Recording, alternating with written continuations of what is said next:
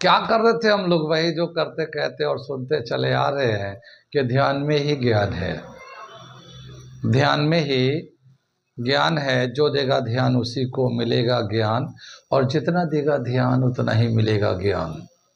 मैं साबिर अलीगढ़, आप देख रहे हैं ILCC अली क्लासेस, जो अलीगढ़ बेस्ड नीट जेई का रेजिडेंशियल कोचिंग क्लास है। साथ ही एमयू, जामिया, BHU और दूसरे यूनिवर्सिटी के दूसरे एंट्रेंस की भी तैयारी कराते हैं, जैसे 9 था, 11 diploma engineering, BSc nursing, CET, CUET, paramedical, NDA, CDS वगैरह वगैरह बहुत सारी तैयारियां होती हैं।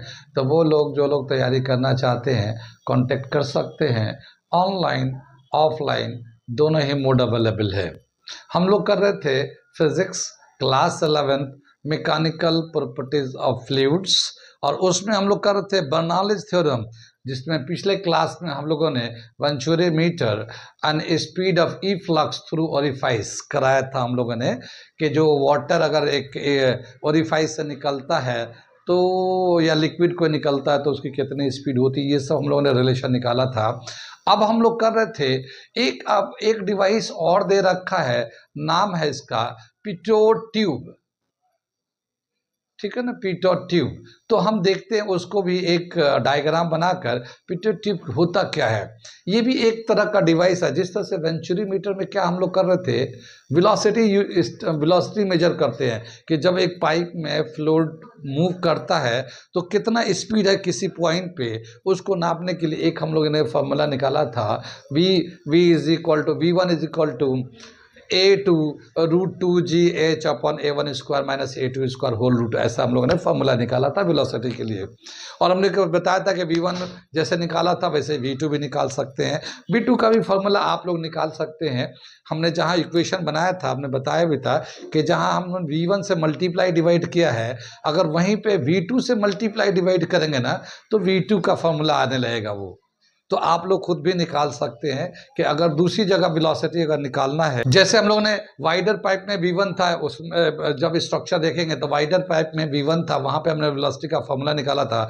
जो नैरो नेक टाइप का था, और वहां पे अगर वेलोसिटी V2 था, तो वहां पे वेलोसिटी निकालना चाहते हैं तो V2 से मल्टीप्लाई डिवाइड करके आप रिलेशन निकाल सकते हैं, और वहां पे एक आप होमवर्क के तौर पे ले सकते हैं आप इसको।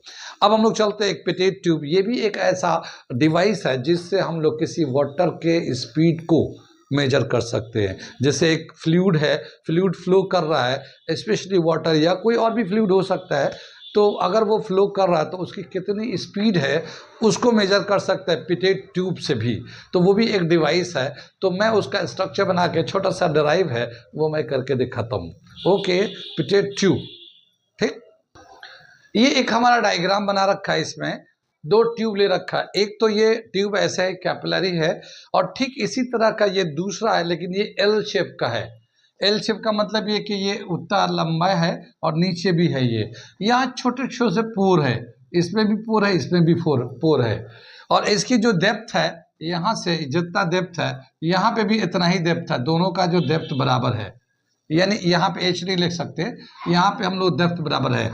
और ये जो लिक्विड है ऐसे फ्लो कर रहा है, ये लिक्विड ऐसे चला जा रहा है। तो देखिए जितना स्पीड यहाँ होगा लिक्विड फ्लो का, ठीक उतना ही डेप्थ में ये एल ट्यूब डाला हुआ है।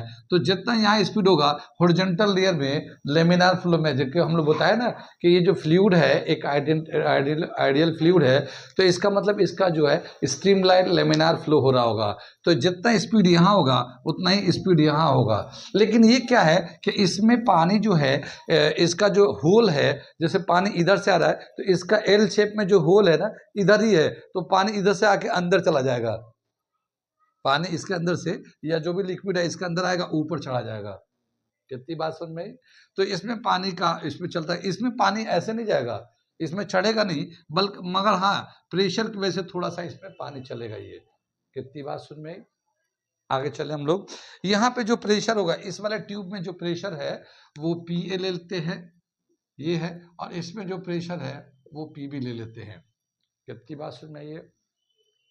अब क्या बताया कि यहाँ पे जो है, जैसे ये एल शेप का पाइप है, यानी कि ये कैपिलरी है, तो ये लिक्विड जो इसमें जाएगा ना, तो इसके हिसाब से इसमें पानी चढ़ जाएगा।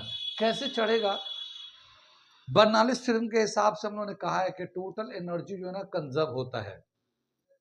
अच्छा, जब हॉरिजॉन्टल डायरेक्शन एक ही लेवल में होंगे तो उसमें पोटेंशियल एनर्जी दोनों तरफ से हटा देते हैं, सिर्फ प्रेशर एनर्जी और काइनेटिक एनर्जी लेते हैं। ये कहा हम लोगों ने पीछे। अब क्या बताया कि जैसे ये डेप्थ है तो यहाँ पे जो वेलोसिटी है इतना ही डेप्थ यहाँ पे भी है, तो यहाँ पे भी फ्लूइड का वेलोसिटी सेम जो है। लेकिन इसमें क्या हो रहा है कि ये जो फ्लूइड जो स्पीड से आ रहा था अब ये इसके अंदर चला जाता है, तो जब फ्लूइड अंदर जाएगा तो उसकी वेलोसिटी जीरो हो जाएगी। कितनी? क्योंकि ये इसमें जाके स्टैंड हो जाएगा, स्टेशनरी हो जाएगा, रुक जाएगा।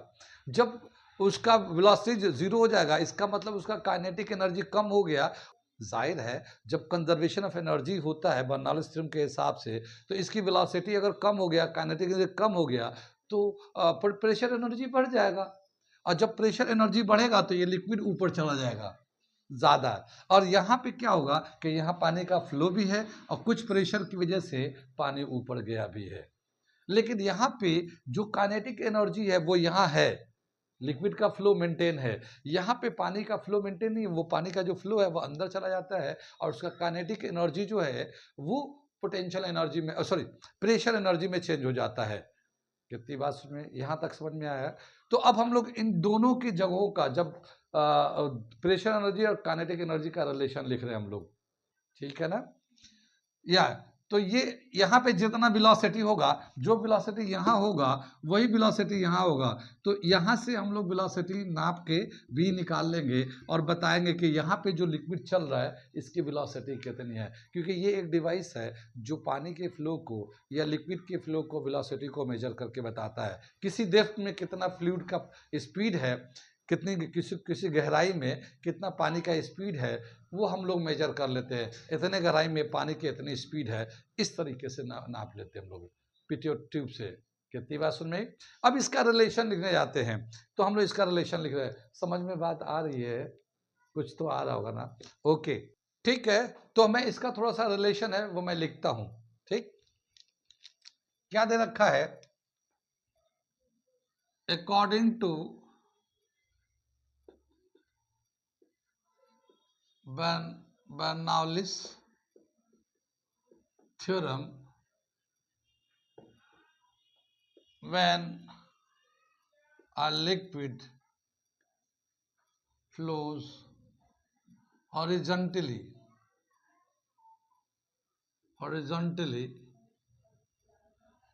the total energy of pressure and kinetic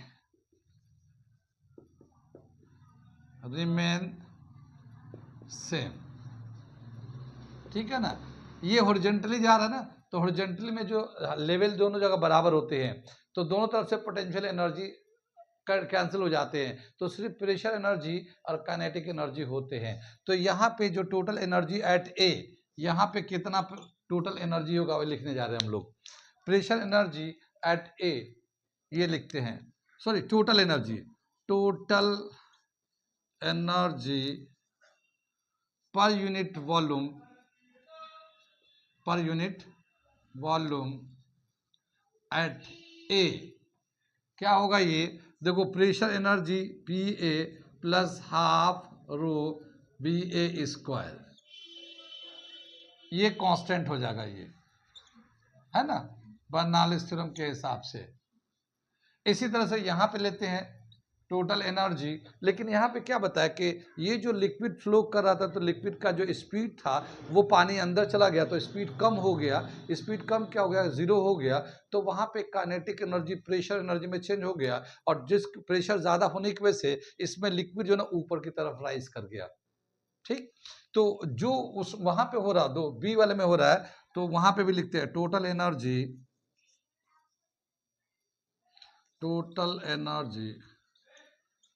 per unit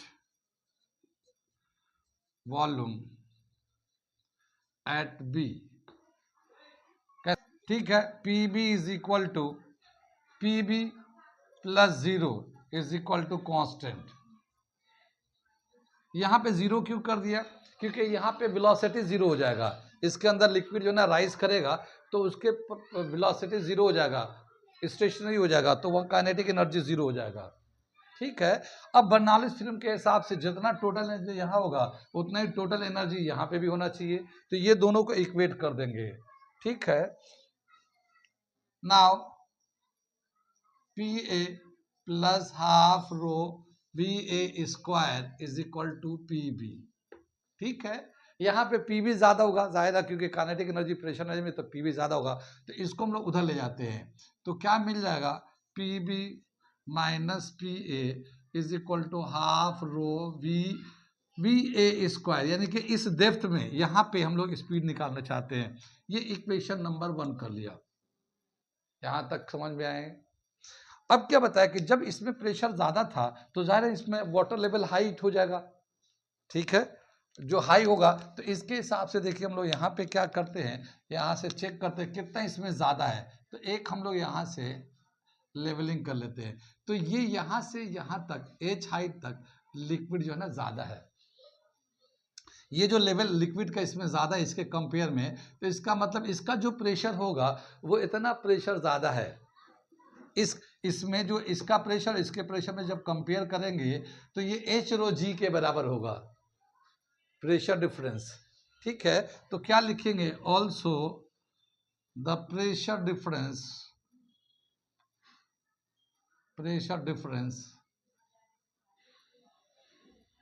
difference in A and B क्या हो जाएगा, ये पी बी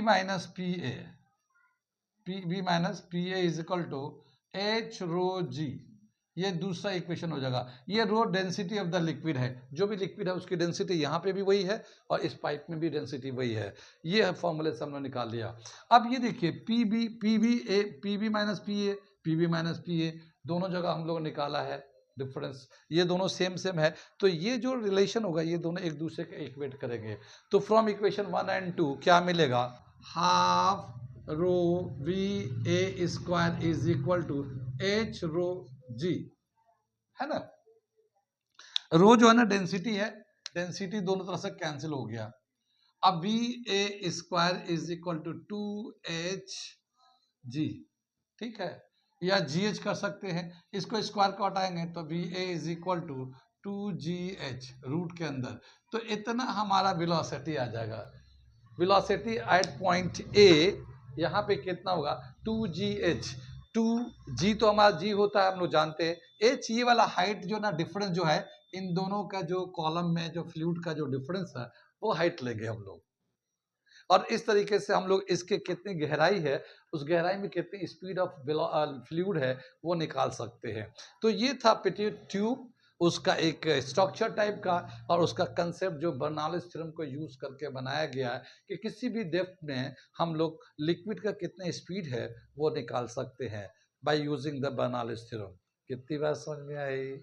आ रहा है समझ में, कुछ मज़ा आ रहा है? अगर मज़ा आ रहा है तो मेरे चैनल को सब्सक्राइब कर लिए, लाइक भी करें, शेयर भी करें। ठीक है। साथ ही वो बच्चे जो 11th-12th में हैं और तैयारी कर रहे हैं वो तो ज़रूर सब्सक्राइब कर लें, क्योंकि हम इस पर कंटेंट अभी लगातार देते रह रहे हैं। और वो बच्चे जो 8, 9, 10 में आने वाले दिनों में नीट जे की तैयारी करेंगे वो सब्सक्राइब करके रख भी ले और ज्वाइन भी कर सकते हैं, क्योंकि अभी से ही हमारे कई सारे प्रोग्राम चल रहे हैं। जब आप 11, 12 और नीट को जब देंगे, नीट जेई को देंगे, उस वक्त तक आपको इतना तैयार कर देंगे कि आपका पहला अटेम्प्ट ही काफ़ी हो जाएगा सिलेक्शन के लिए, अच्छा रैंक आएंगे और गवर्नमेंट कॉलेज में मिलेगा। अगर चाहते हैं ऐसा क्रैक करना तो अभी से हमारे साथ जुड़ जाएं। ओके, आगे चलते हैं। कुछ और एग्जाम्पल दे रखा है बर्नौलीज थ्योरम जो हम लोगों ने यूज़ किया है, तो उसके हिसाब से कुछ और भी ऐसे फिनोमेना है जो हमारे डेली लाइफ में होते हैं, और उसको जब एक्सप्लेन करेंगे तो बर्नौलीज थ्योरम के हेल्प से हम लोग एक्सप्लेन करते हैं। तो आगे चलते हैं, एग्जाम्पल बेस्ड ऑन और द फिनोमेना और the application of Bernoulli's theorem. ठीक है ना। तो आगे चलते हैं हम लोग और आगे करते हैं एप्लीकेशन ऑफ बर्नौलीज थ्योरम, यानी कौन कौन सी जगहों पे बर्नौलीज थ्योरम का यूज करके वो आज की डेट में हमारे लाइफ में ये सब चीजें हो रही हैं। ओके, इसे मिटा लीजिए। ये दे रखा हम लोगों ने एप्लीकेशन ऑफ बर्नौलीज थ्योरम, और बहुत सारे ऐसे हमारे डेली लाइफ में फिनोमेना हो रहे हैं जहाँ पे बर्नौलीज थ्योरम के हेल्प से ये सब हो रहा है या उसको एक्सप्लेन करते हैं। अब मैं जो कॉमन एग्जांपल है वो मैं बताता हूँ। क्या दे रखा है, airfoil lift of an aeroplane, यानी जो एरोप्लेन होता है एयरपोर्ट पे देखा होगा, पहले रनवे पे वो रन करता है और कुछ दूर रन करने के बाद वो लिफ्ट करता है, ऊपर की तरफ उड़ता है, हवा में जाता है, ज़मीन से ऊपर जाता है। तो वो जो कुछ दूर दौड़ रनवे पे जो प्लेन को रन कराते हैं, उस वक्त वो क्या होता है, कैसे होता है और कैसे वो ज़मीन छोड़ के आसमान में जाने लगता है, वहाँ पे बर्नौलीज थ्योरम का यूज़ होता है और बर्नौलीज थ्योरम से उसको एक्सप्लेन करते हैं। या यूँ कहे कि जो लिफ्टिंग ऑफ एरोप्लेन है वो बर्नौलीज थ्योरम के बेस पे एक्सप्लेन करते हैं या बेस करता है। ठीक है, अभी मैं थोड़ा सा एक्सप्लेन करूंगा इसको। अभी मैं बताता हूँ कौन कौन सा एग्जाम्पल है। दूसरा दे रखा है एटोमाइजर और स्प्रेयर। ये जो स्प्रे होता है ना, ऐसे हम लोग जैसे परफ्यूम का लगाते हैं, परफ्यूम लगाते हैं, दबाते हैं तो परफ्यूम आता है। या फिर हम लोग हीट मारते हैं, जो मच्छर वच्छर मारने के लिए जो आता है केमिकल, तो ऐसे ऐसे स्प्रे कराते हैं। या स्प्रे बहुत जगह करते हैं, जैसे केमिकल मच्छर को मारने के लिए करते हैं। खेतों में बहुत सारे फर्टिलाइजर्स का आजकल आता है, मशीन आती है, उससे स्प्रे कराते हैं, पानी का स्प्रे करते हैं। तो बहुत सारी जगह है, तो वहाँ पे भी उस स्प्रे का जो प्रिंसिपल है वो बर्नौलीज थ्योरम के बेस पे है वो। ठीक है, ये अभी बताएंगे हम, थोड़ा थोड़ा करके बताएंगे अभी। तो मैं ये बता रहा हूँ, blowing of the roof of house during storm. Blowing of का मतलब ये है कि उड़ जाना। जैसे गांव देहात में बहुत सारे ऐसे, अब तो शहरों में भी, शहर में तुम पक्के मकान होते हैं, मगर गांव देहात में वो लकड़ी के बांध बांध के ऐसे थाट टाइप के मकान बनाते हैं। और अब तो गांव में भी सीमेंटेड मकान बनने लगे हैं, लेकिन पुराने ज़माने में देखते थे कि ऐसे बनते थे। तो जब कभी तूफान आता है ना, तो उसके जो छत होते हैं ऐसे जो बांध के रखे थे ना, डंडे वंडे सबको ऐसे बांध करके, ऐसा होता है, मैं एक्सप्लेन करूंगा इस तरह से। ये घर होता था, ऐसे छत होते थे, तो ये जो है ना उड़ जाता है, ये उड़ के दूर चला जाता है जब तूफान आता है। लेकिन ये उड़ के दूर कैसे चला जाता है, इसको भी एक्सप्लेन करते हैं हम लोग बर्नौलीज थ्योरम से। ये क्यों होता है, कैसे होता है, अभी मैं बता रहा हूँ थोड़ा सा। इसी तरह से दे रखा, a person standing near railway track is pull towards train. यानी एक नियर रेलवे ट्रैक तो नहीं कहता है, प्लेटफॉर्म कर लेते हैं, प्लेटफॉर्म, रेलवे प्लेटफॉर्म। ठीक है, एक आदमी जो रेलवे प्लेटफॉर्म पे खड़ा होता है, ट्रैक के करीब, जो ट्रैक होता है ना, ऐसे ट्रेन आती जाती है, वहां करीब में खड़ा रहेगा। तो जब ट्रेनें जाती है ना, सुपर फास्ट ट्रेनें, तो वो खींच लेती है अपनी तरफ। मगर ऐसा कैसे होता है, क्यों होता है, ये भी बर्नौलीज थ्योरम से हम लोग एक्सप्लेन करते हैं। तो मैं बताऊंगा, थोड़ा सा आगे चलते हैं। ये समझ में आ गया। ये बंसन बर्नर, बंसन बर्नर जो है ना, एक तरह का चिराग है जो जलाते हैं आमतौर पे विंटर में, सर्दियों के दिन में। जो देखा होगा मूंगफली बेचते हैं ठेले पे, तो उनके यहाँ जो है ना एक ऐसे स्टैंड वाली जो है आग जलती रहती है, स्टैंड पे लगा देते हैं और उस पर मूंगफली बेचते रहते हैं और रोशनी करते रहता है। तो वो जो, उसको कहते हैं बंसन बर्नर। अभी मैं बता रहा हूँ कैसा है वो, किस तरह से जलता है, उसके लिए वो भी बर्नौलीज प्रिंसिपल पे काम करता। तो अभी मैं बता रहा हूँ कैसे। ये curve path of spinning ball, मानी कि स्पिनिंग बॉल, बॉल जो स्पिन करता है तो कर्व पाथ चलता है। जैसे हम लोग देखते हैं क्रिकेट के मैच होते हैं ना, आमतौर पे उसमें जो ना अलग अलग टाइप के बॉलर होते हैं, फास्ट बॉलर होते हैं, मीडियम पेस होते हैं, स्पिनर होते हैं। तो जो स्पिनर होते हैं तो क्या बहुत ज़्यादा दौड़ते नहीं हैं, वो बॉल को ऐसे स्पिन कराते हैं। तो जो स्पिन कराते हैं ना, स्पिन होता है, तो वो जब गिरता है ना, तो 60 सेकंड इधर, 60 सेकंड इधर, इन स्विंग आउट स्विंग, नाम तो सुना होगा, इन स्विंग आउट स्विंग। तो ये जो होता है ना, वो कैसे होता है, उसको अगर समझना चाहते हैं तो उसको भी बर्नौलीज थ्योरम से ही बता सकते हैं, बर्नौलीज थ्योरम से ही समझ सकते हैं, समझाते हैं उसको। तो ये हो गया। एक ये देखा वैक्यूम ब्रेक्स। वैक्यूम ब्रेक का मतलब ये है कि जैसे ट्रेनें चलती हैं, देखा होगा, तो जब कभी हमारे स्टेशन पर ट्रेन रुक जाती है और लोग चढ़ते उतरते, लेकिन कभी कभी ऐसा होता है ना कि एक ट्रेन का जो टाइम है 2 मिनट का होता है स्टे, 2 मिनट में चढ़ना भी उतरना भी है। लेकिन कभी कभी बहुत भीड़ होने की वजह से 2 मिनट हो जाता है, सिग्नल हो जाता है, लोग चले, मतलब ट्रेन चलने लगती है, पता चला कि कुछ लोग बाहर ही रह गए, या कुछ लोगों का सामान अंदर चला गया, वो बाहर ही रह गया अभी, और ट्रेन चालू भी हो गया, चलने भी लगा। और जो लोग हैं वो उम्रदराज भी है, ना एजड है, वो चढ़ नहीं सकते, यंग हो तो दौड़ के चढ़ भी जाए, और बाहर ही रह गए। तो अब क्या होगा, सामान अंदर है, आधे लोग अंदर है, आधे बाहर है। तो उसमें क्या करते हैं, ट्रेन को चैन पुल करते हैं। तो चैन पुल तो अंदर में होता है बॉगी में, एक आता वैक्यूम ट्रेन, यानी जो बॉगीज होते हैं ना, ऐसे बाहर से जब देखते हैं तो देखा होगा यहाँ विंडो होते हैं, यहाँ ट्रेन का नाम होता है, और उसके ऊपर जो ना एक ऐसे जो है ना ब्रेक जाता है, तो उसको जो है ना वो एक पट्टी टाइप की होती है, ऐसे ऐसे उलट देंगे ना, तो वो वैक्यूम जो है ना, जो पूरे पाइप में वैक्यूम होता है, जिससे प्रेशर बना रहता है। अब उस प्रेशर की वजह से ट्रेन जो है ना बहुत स्मूथ चलता है। लेकिन अगर उसको उलट देंगे ऐसे, तो वो वैक्यूम खुल जाएगा। जब वैक्यूम खुल जाएगा तो प्रेशर डिस्कनेक्ट हो जाएगा।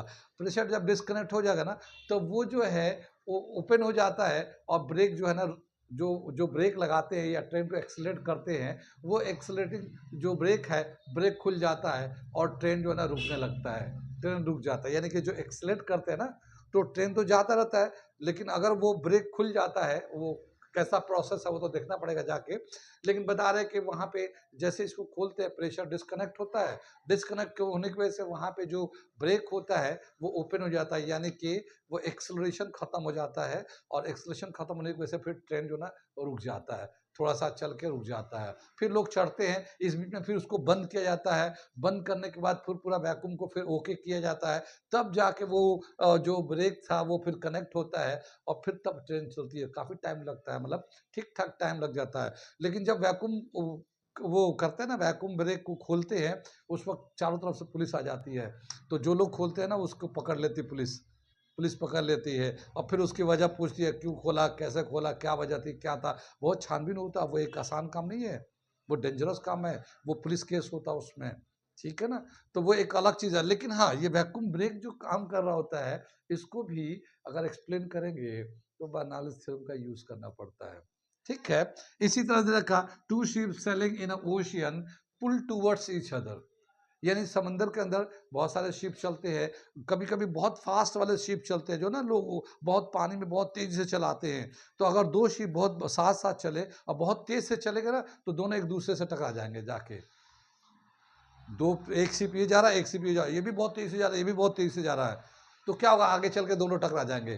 कैसे टकरा जाएंगे, ये भी अगर एक्सप्लेन करना चाहेंगे तो बर्नौलीज थ्योरम से एक्सप्लेन होता है। अब मैं थोड़े थोड़े करके सबको एक्सप्लेन करता हूँ, टाइम लगेगा, तो थोड़ा थोड़ा करके मैं करता हूँ इसको, ये सब नोट कर लीजिए आप, ठीक है ना, नोट कर लिए, और एक एक करके मैं थोड़ा थोड़ा बताता हूँ कैसे ये होता है। ओके, मिटाता हूँ मैं।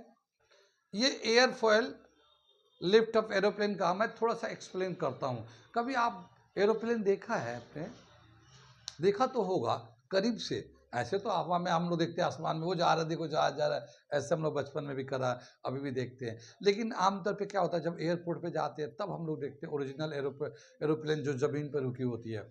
तो उसका जो ब्लेड्स होते हैं, ब्लेड वो बिल्कुल फ्लैट नहीं होते, वो थोड़ा आर्क लाइक बने होते हैं, कर्व बने होते हैं।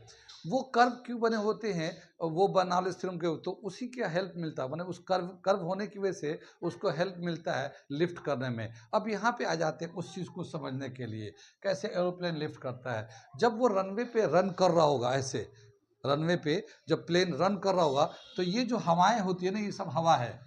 तो ये हवा जो है ना, ये हेड कहलाता है, ये लीडिंग हेड कहलाता है, लीडिंग हेड, ठीक है। ये पीछे वाला को बोलते हैं ट्रेलिंग हेड, ट्रेलिंग हेड इसको ये बोलते हैं, ठीक है। अब क्या होता है कि जब ये जाएगा ना, तो यहाँ जो हवा है इसको दो पार्ट में कट कर देता है, ठीक है। कैसे, एक तो जैसे ये हवा है, ये ऐसे जो हवा है इधर से आएंगे ना, तो यहाँ पे क्या होगा, ये हवा जो है ना ऐसे जाके ऐसे ऊपर जाने लगेगा, ये हवा जो जाएगा ऐसे ऐसे जाने लगेगा, ये ऊपर की तरफ जाने लगेगा ऐसे। और नीचे वाली हवा जो है ना सीधी जाएगी, ऐसे सीधी जाएगी। कितनी बात समझ में। अब हम लोग क्या देख रहे हैं कि ये जो हवा जाती है ना ऐसे, तो ये जो पहले इतना गैप गैप में था, यहाँ बहुत पास पास में आ जाते हैं। और जब पास पास में आ जाते हैं, इसका मतलब यहाँ के यहाँ स्पीड ऑफ एयर बढ़ जाता है, एयर का स्पीड बढ़ जाता है। जैसे आप अभी याद होगा कि हम लोग ऐसे दे रखे कि ये एक पाइप था, तो यहाँ पे नैरो कर लेते हैं, ठीक है। तो अगर आइडियल फ्लूइड लेंगे तो यहाँ पे भी पानी का स्पीड था, यहाँ पे पानी का स्पीड होगा, मगर यहाँ पे स्पीड ज़्यादा होगा या कम होगा? ज़्यादा हो जाएगा। क्यों? क्योंकि यहाँ पे विड्थ ज़्यादा है तो पानी आराम से जा रहा है, यहाँ पे इतने ही टाइम में पूरे पानी को जाना है इक्वेशन ऑफ कंटिन्यूटी के हिसाब से, तो इसकी स्पीड बढ़ जाती है। यानी अगर लेयर करीब आने लगते हैं तो वेलोसिटी बढ़ जाते हैं। कितनी बात सुन में?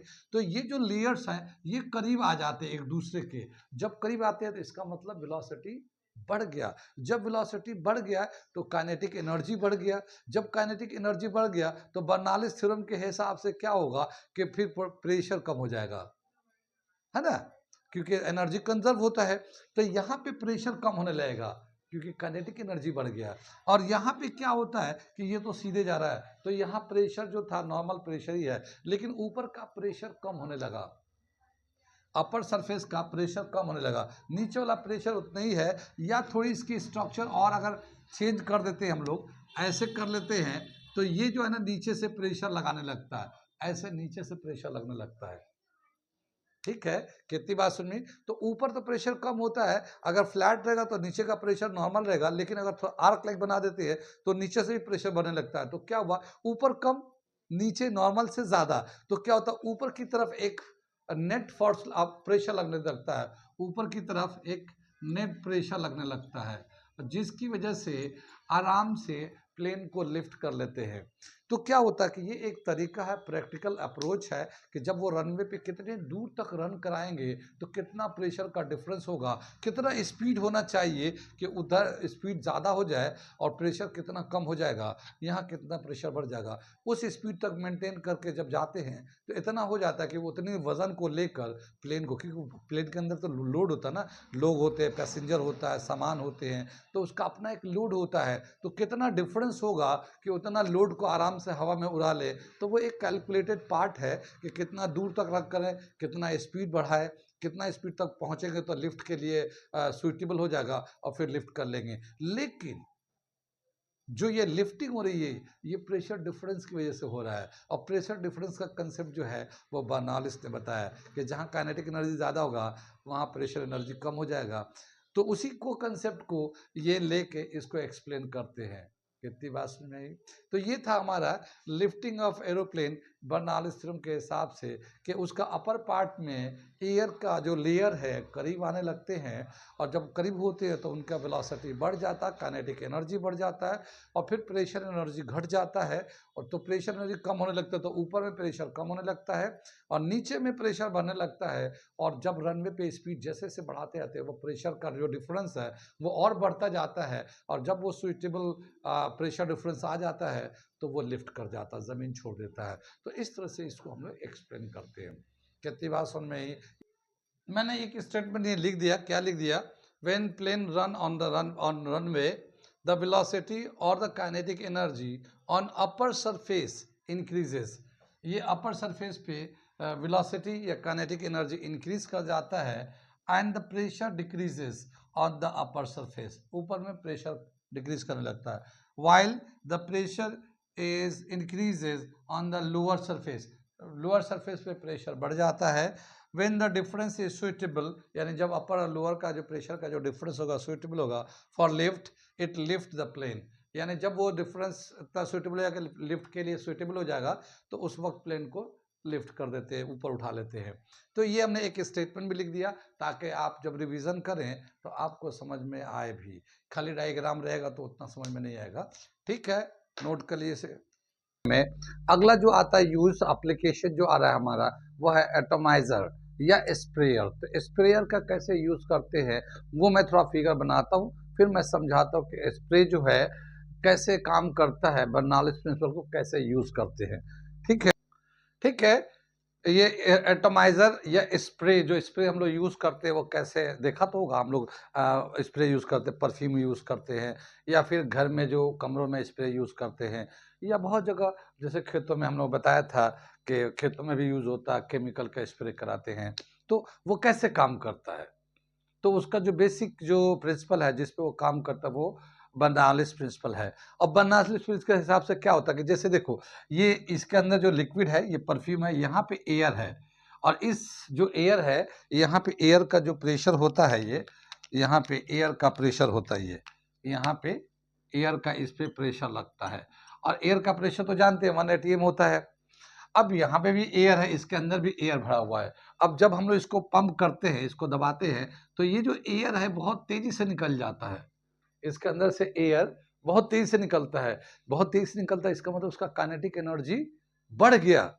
यानी इसमें जो एयर है वो निकला, तो वो अपने साथ एयर को स्पीड बढ़ाया, तो काइनेटिक एनर्जी बढ़ गया, तो प्रेशर एनर्जी कम हो गया। यानी यहाँ पे जो प्रेशर है वो कम हो गया, और यहाँ प्रेशर इसके कंपेयर में ज्यादा होगा।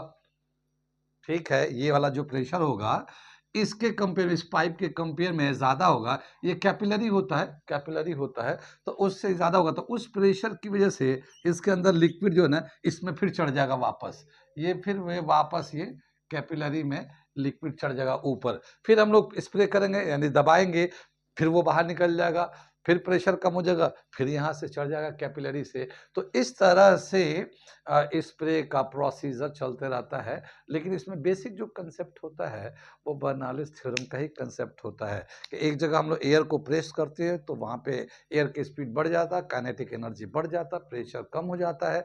और यहाँ पे प्रेशर ज़्यादा हो जाता है कंपेरेटिवली, जब कंपेयर करते हैं तो जहाँ एयर प्रेशर ज़्यादा होता है वहाँ से फिर लिक्विड फ्लो कर जाता है कैपिलरी में और ऊपर की तरफ जाता है। फिर इस तरह से हम लोग कंटिन्यू यूज करते रहते हैं।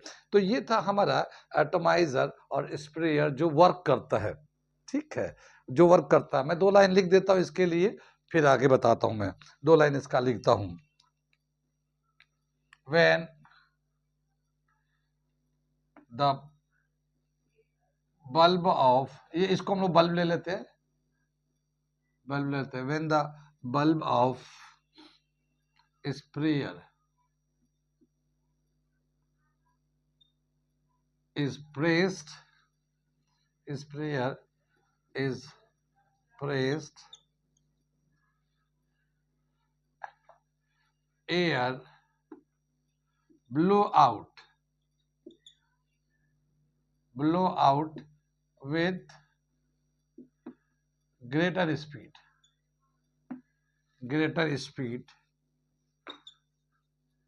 and the pressure is decreases,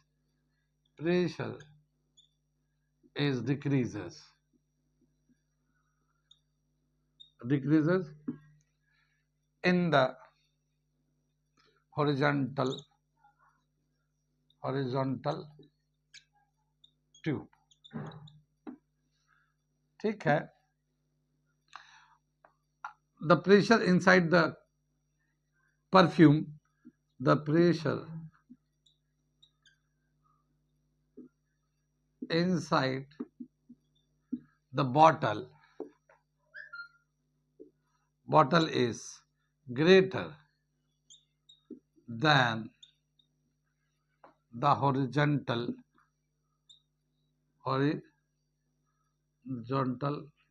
part due to difference in pressure,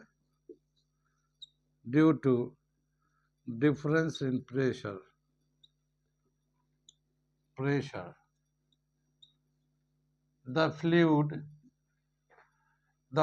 of perfume, जो भी है इसके अंदर, the fluid or perfume rises in the capillary, ये इसमें राइज कर जाता है। ये एक हमने थोड़ा सा लिख के दिखा दिया कि ताकि कैसे क्या होता है ये। ठीक, ये समझ में आ गई बात, एटमाइजर स्प्रेयर कैसे काम करता है। अब हम लोग चलते हैं तीसरा नंबर जो एप्लीकेशन हमने बताया था कि जब कभी तूफान आता है और तो कैसे घर के, गांव देहात के जो घर होते हैं उसके जो छत होता है वो हवा में उड़ जाता है। ठीक है ना, कैसे घर के छतें उड़ जाती है गांव देहात में, जो घर के वो जो बने होते हैं झोपड़पट्टी, तो झोपड़पट्टी का ऊपर का जो रूफ होता है वो उड़ जाता है। वो कैसे उड़ जाता है, उसको उड़ने में बर्नौलीज थ्योरम को कैसे यूज करते हैं या कैसे एक्सप्लेन करते हैं वो हम बता रहे हैं। इसे नोट कर लीजिए, मैं मिटा रहा हूँ और तीसरा एप्लीकेशन करने जा रहा हूँ। ये तीसरा एप्लीकेशन हम लोग कर रहे हैं, क्या दे रखा, blowing of the roof of houses during a storm. जब तूफान आता है तो जो छत होता है या जो गांव देहात के जो झोपड़ी होती है उसके ऊपर का हिस्सा उड़ जाता है। जैसे मैंने एक डायग्राम बनाया कि ये घर है, उसके ऊपर इस तरह का सेक्शन है।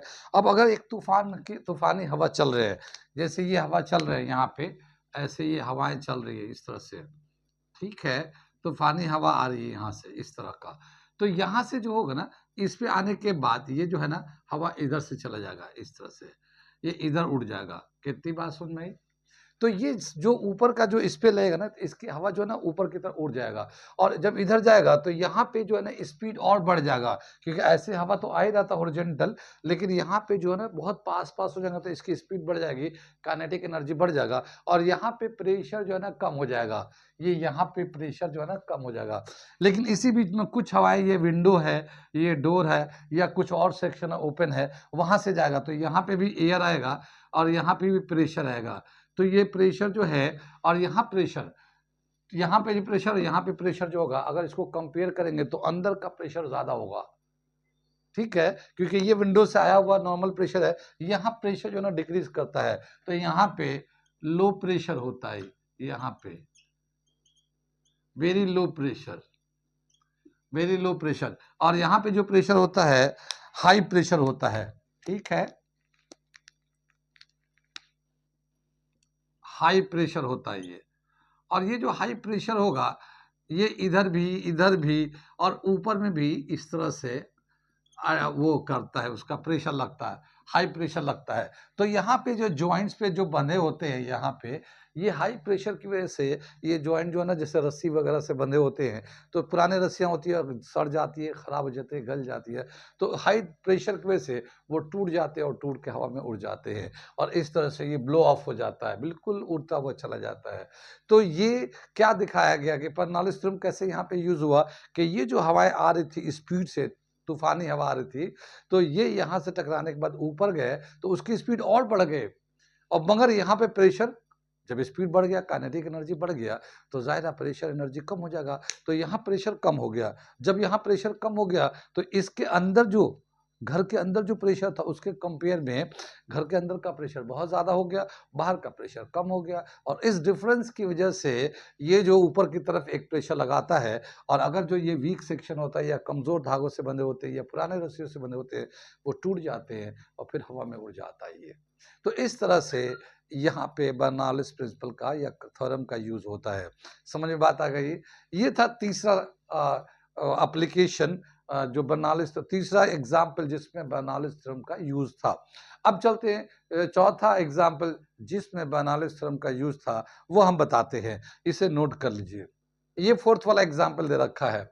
A person standing near a railway track is pulled towards the train when fast moving train passes near to him. यानी एक आदमी जो प्लेटफॉर्म पे खड़ा होता है, जैसे हम लोग स्टेशनों पे होते हैं, बहुत सारे लोग खड़े होते हैं, ट्रेनें आती आती है तो बहुत सारा ट्रेनों का स्टॉपेज होता है, और बहुत सारे ऐसी ट्रेनें होती है जो फास्ट ट्रेन होती है, उसका स्टॉपेज नहीं होता। तो वो जब बहुत तेजी से जा रहा होता है, तो बता रहे कि अगर बहुत फास्ट ट्रेन अगर गुजर रही है और कोई आदमी ट्रैक के बहुत करीब में होगा, तो वो ट्रेन की तरफ वो पुल हो जाएगा, खिंच जाएगा, ये ठीक है ना। और ट्रेन की तरफ खींच जाने का मतलब वो ट्रेन से ट्रैक पे गिर जाएगा और वो हो जाएगा। कितनी बात समझ में आई? तो वो कैसे होता है, कैसे बर्नौलिस थ्योरम यहाँ पे यूज होता है, तो मैं एक छोटा सा मैं ड्राइंग करके ट्राई करता हूँ आपको समझाने के लिए। वैसे तो मेरा ड्राइंग वैसा वो खास नहीं है, लेकिन जितना हो सकता है मैं उसको बताने की कोशिश कर रहा हूँ। ओके, ठीक है। ये हम लोग सपोज कर लेते हैं एक ट्रेन है जो इधर की तरफ जा रहा है, ये ट्रेन है। जब ये फास्ट ट्रेन जब चल रहा होगा ना, तो आप जैसे आप लोग जानते हैं, स्टेशन तो गए होंगे तो देखा होगा कि जब ट्रेन जाती है ना, धुक धुक धुक धुक धुक धुक धुक बहुत स्पीड से जाती है। तो जब वो जा रहे होगे ना, तो अपने साथ सारे हवाओं को वो अपने साथ उड़ाते हुए ले जाती है। जैसे जब ट्रेन नहीं होगी तो वहाँ पे एक हवा भी, एक नॉर्मल हवा होता है, बहुत तूफान नहीं होता है, नॉर्मल हवा होता है, तो उसकी अपनी एक धीमी-धीमी सी स्पीड होती है। लेकिन जब ट्रेन आएगी ना, तो अपनी हवाओं को अपने साथ हवाओं को उड़ाते हैं, धुक धुक धुक धुक धुक, तो हवाओं को तेज़ी से ले जाती है। तो वहाँ पे हवा की जो काइनेटिक एनर्जी है, वो बहुत बढ़ जाता है। जब वो काइनेटिक एनर्जी बढ़ जाता है, तो वो इस सेक्शन पे, यहाँ पे प्रेशर कम हो जाता है, यहाँ पे प्रेशर कम हो जाता है। प्लेटफ़ॉर्म के जो करीब है, वहाँ पे प्रेशर कम हो जाता है, क्योंकि ट्रेनें जा रही तो अपने साथ हवाओं को ले जाती है, तो यहाँ पे काइनेटिक एनर्जी बढ़ जाएगा, तो कंजर्वेशन ऑफ एनर्जी के हिसाब से, बर्नौलीज थ्योरम के हिसाब से प्रेशर एनर्जी घट जाएगा। जब यहाँ प्रेशर कम हो जाएगा तो इधर जो है ये है, यहाँ पे जो है, यहाँ तो प्रेशर अपना नॉर्मल ही रहेगा। तो यहाँ जब प्रेशर कम होगा तो इधर का प्रेशर ज़्यादा होगा। अब मान लो एक आदमी यहाँ पे खड़ा है, ये ठीक है, ये एक आदमी ऐसे खड़ा है, तो यहाँ पे प्रेशर जो है ना ज़्यादा होगा, यहाँ प्रेशर कम होगा, तो ये लो होगा और यहाँ प्रेशर हाई होगा। अब इधर से एक प्रेशर लगेगा इस तरह से, हाई से लो की तरफ एक प्रेशर लगेगा, और अगर ये आदमी इसके करीब होगा तो वो इधर की तरफ लगेगा, वो ट्रेन की तरफ चला जाएगा खींच के, और वो ट्रेनों के उसमें चला जाएगा। कितनी बात समझ में? तो इसीलिए जब भी कभी ट्रेनें, बहुत फास्ट ट्रेनें जब गुजरने वाली होती है प्लेटफॉर्म से, तो अनाउंसमेंट होता है कि कृपया दूरी बना के रखें, सुपर फास्ट ट्रेन गुजरने वाली है, आप प्लेटफॉर्म से दूर खड़े हों, है ना, अनाउंसमेंट होता है, और सबको कहते हैं दूर खड़े हो। जब भी कभी ट्रेन आती है तो लोग पीछे हट भी जाते हैं, इसलिए कि अगर करीब रहेंगे तो आप और पुल हो जाएंगे। ऐसा लगेगा किसी ने धक्का मार के आपको ट्रेन की तरफ कर फेंक दिया, लेकिन ऐसा नहीं होता, वो एयर का प्रेशर होता है जिसकी वजह से आप उधर की तरफ खिंच जाते हैं। तो ये था हमारा ये एग्जाम्पल, जिसमें बताया गया कि रेलवे ट्रैक के करीब रहेंगे खड़े, और अगर कोई फास्ट ट्रेन जाता है तो आप ट्रेन की तरफ पुल हो जाते हैं। और इसमें कैसे बर्नौलीज थ्योरम का यूज है, कैसे हम लोग बर्नौलीज थ्योरम के हेल्प से इसको एक्सप्लेन कर रहे हैं। कितनी बात सुन में ही। अगला चलते हैं, 5वां एग्जाम्पल करने जा रहे हैं, थोड़ा सा उसे भी समझाता हूँ, सबको थोड़ा थोड़ा समझाते जाता हूँ, आप लोग समझ रहे, सुन रहे हैं, इसको कैसे एक्सप्लेन करना है आप सुन के समझ लेते हैं। लिखूंगा तो काफी बड़े बड़े हो जाएंगे, ठीक है ना, तो नोट्स करते ऐसे ही सुन लीजिए आप। अगला हम एग्जाम्पल बताने जा रहे हैं, इसे मैं मिटा रहा हूं, ठीक है। ये देखिए, बंसन बर्नर्स, ये नाम दे रखा है। इसमें क्या बताया कि ये जो एक फ्लेम जलता है, आमतौर पर हम लोग देखते हैं बहुत जगहों पे इस्तेमाल में आता है, सर्दियों में खासकर जो लोग हॉकर होते हैं, रोड के किनारे जो बहुत सारी चीज़ें बेचते हैं, हर जगह पे रोड के किनारे बहुत सारा मूंगफली बेच रहे होंगे या कुछ मीठी चीज़ बेच रहे होते हैं, कुछ और भी बेचते हैं, तो उनके जो ट्रॉलर होता है या ठेला होता है या जो रिक्शा होता है, उसके किनारे में इस तरह के लगा देते हैं, वो जलता रहता है। तो यहाँ पे क्या होता है, एक गैस की सप्लाई होती है, और ये जो गैस है इस नोजल से बहुत तेजी से ऊपर की तरफ जाता है। ये नोजल जो है ना, यहाँ पे इस तरह से नोजल बहुत बारीक है ये, तो यहाँ से ये गैस जो है ना ऊपर की तरफ जाते रहता है। जब ये ऊपर की तरफ जा रहा होता है गैस, तो उसकी स्पीड ज़्यादा होता है, तो यहाँ पे काइनेटिक एनर्जी बढ़ने की वजह से यहाँ पे प्रेशर एनर्जी कम हो जाता है यहाँ पे। और जब प्रेशर कम हो जाता है बाहर के कंपेयर में, इसके कंपेयर में, यानी यहाँ एयर है तो यहाँ जो प्रेशर होगा, एयर प्रेशर ज़्यादा होगा, ठीक है ना, हाई होगा, यहाँ एयर प्रेशर ज़्यादा होगा, और यहाँ पे जो है ना एयर प्रेशर कम होगा, एयर प्रेशर डिक्रीजेस, ये डिक्रीज कर जाता है यहाँ पे जब ये गैस जा रहा होगा तो। और जब डिक्रीज कर जाता है तो जाहिर है हाई प्रेशर से लो प्रेशर की तरफ गैस जब मूव करेगा, तो यहाँ से जो है ना, ये हमारा यहाँ से एयर जो है ना इसके अंदर इंटर करता रहेगा, और ये फिर ये इसके साथ मिक्स होके, ये इसके साथ मिक्स होके यहाँ तक जाएगा, ये यहाँ जाएगा और जलेगा। तो इस तरह से एयर मिलता रहता है हमें। जैसे किसी भी चीज़ को जलने के लिए ऑक्सीजन की ज़रूरत होती है, और जब तक ऑक्सीजन नहीं मिलेगा वो फ्लैम बुझ जाएगा। तो जब यहाँ से गैस जाएगा तो फिर इसको ऑक्सीजन कहाँ से मिलेगा, जब ऑक्सीजन प्रॉपर नहीं मिलेगा तो वो जलेगा नहीं।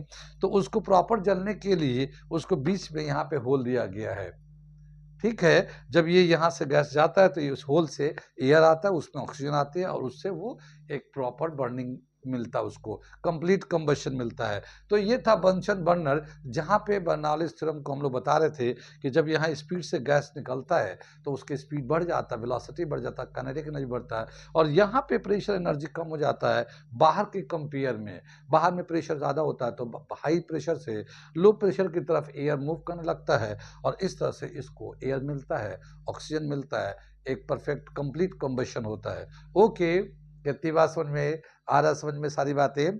अगला एक दो एग्जाम्पल और बता देता हूँ, आप बाकी तो समझ रहे हैं कैसे बर्नौलीज प्रिंसिपल का यूज होता है, तो एक दो और बता देता हूँ। जैसे एक स्पिनर का, क्रिकेटर में जैसे होता है ना, क्रिकेटर हमने बताया था कि एक फास्ट बॉलर होता है, ये स्पिन बॉलर होते हैं, एक मीडियम पेस बॉलर होता है। तो जो स्पिनर होता है वो जो बॉल को फेंकता है, और तो वो कैसे वो अपना ट्रैक चेंज करता है, वो वाला मैं बता देता हूँ, ठीक है ना, उसको मैं बताता हूँ, क्योंकि आप लोग क्रिकेट तो देखते ही हो, मैं मिटाता हूँ उसको।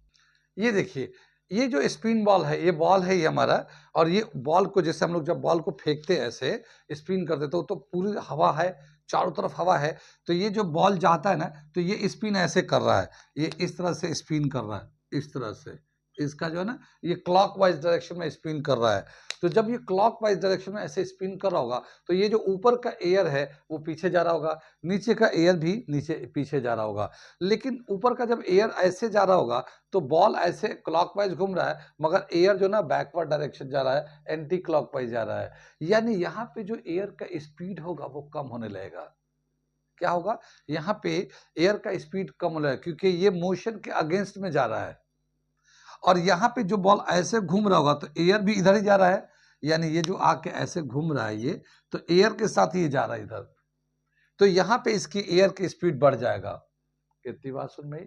तो नीचे में एयर का स्पीड जो बैकवर्ड जा रहा है उसका स्पीड बढ़ गया और ऊपर में एयर का स्पीड कम हो गया। अब ऊपर में कम हो गया तो प्रेशर ज्यादा हो जाएगा, तो यहाँ पे प्रेशर जो है ना ऊपर अपर पार्ट में प्रेशर जो है ना बढ़ जाएगा, प्रेशर इंक्रीजेस अपर पार्ट में, ठीक है। और ये जब पीछे जाएगा तो ये तो वेलोसिटी बढ़ गया, काइनेटिक एनर्जी बढ़ गया, तो यहाँ पे जो है ना प्रेशर डिक्रीजेस, प्रेशर डिक्रीजेस, ये हमारा प्रेशर डिक्रीज कर जाता है। जब प्रेशर डिक्रीज कर जाता है जाहिर है ऊपर से नीचे की तरफ एक तरह का हाई प्रेशर से लो प्रेशर की तरफ एक तरह का दबाव आएगा।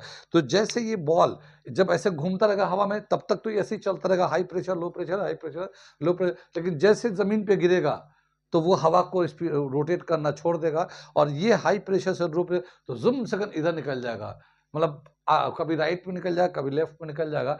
वो फिंगर से जो डायरेक्शन देते हैं वो इन स्विंग आउट स्विंग, जिससे वो गिरेगा ऐसे लेकिन भागेगा इधर की तरफ, गिरेगा इधर भागेगा इधर की तरफ। क्यों? क्योंकि वो प्रेशर का डिफरेंस की वजह से उसकी स्पीड गिरते ही बदल, स्पीड भी और डायरेक्शन भी फौरन बदल जाता है, ठीक है। तो स्पिन बॉल में जो ये इस तरह का डायरेक्शन चेंज होता है उसमें भी बर्नालिस थ्योरम का एप्लीकेशन होता है और कुछ इस तरह से होता है डायग्राम, ठीक है, इस तरह से है। आप देखिए, आप जो पढ़ेंगे तो देखेंगे, लेकिन कुछ इस तरह से इसका इफेक्ट होता है कि अपर साइड में प्रेशर जो है ना डिक्रीज करता है क्योंकि वेलोसिटी कम होने लगता है ऑपोजिट डायरेक्शन में, और लोअर साइड में वेलोसिटी बढ़ने लगता है, काइनेटिक एनर्जी बढ़ने लगता है, तो प्रेशर एनर्जी कम हो जाता है। तो यहाँ कम हो गया, ऊपर ज्यादा हो गया, तो ऊपर से नीचे की तरफ बॉल जो ना इधर की तरफ आएगा या इधर की तरफ आएगा, इन स्विंग आउट स्विंग जो भी होगा वो करेगा, ठीक है।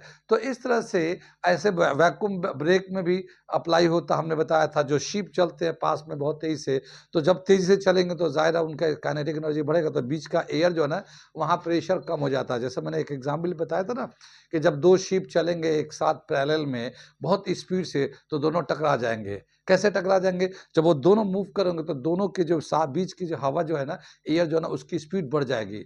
जब उसकी स्पीड बढ़ जाएगी तो उसकी काइनेटिक एनर्जी बढ़ जाएगा, तो बीच का प्रेशर कम हो जाएगा और बाहर का प्रेशर ज़्यादा हो जाएगा, तो वो दोनों जो है ना बोट आके टकरा जाएँगे दोनों इस तरह से। और उस तरह से मैंने वैक्यूम ब्रेक का भी बताया, वहाँ पे भी बर्नौलीज थ्योरम का एप्लीकेशन है। तो इस तरह से क्या देखते हैं कि बहुत सारे ऐसे फिनोमेना है जिसको एक्सप्लेन करने के लिए हमें बर्नौलीज थ्योरम का यूज़ करना पड़ता है या बर्नौलीज थ्योरम का यूज़ है वहाँ पे, ठीक है। कितनी बात समझ में आई? आ रहा है समझ में? ठीक है। ऐसी वीडियो को देखने के लिए आप हमारे चैनल को सब्सक्राइब कर लें, ठीक है। Okay, thank you.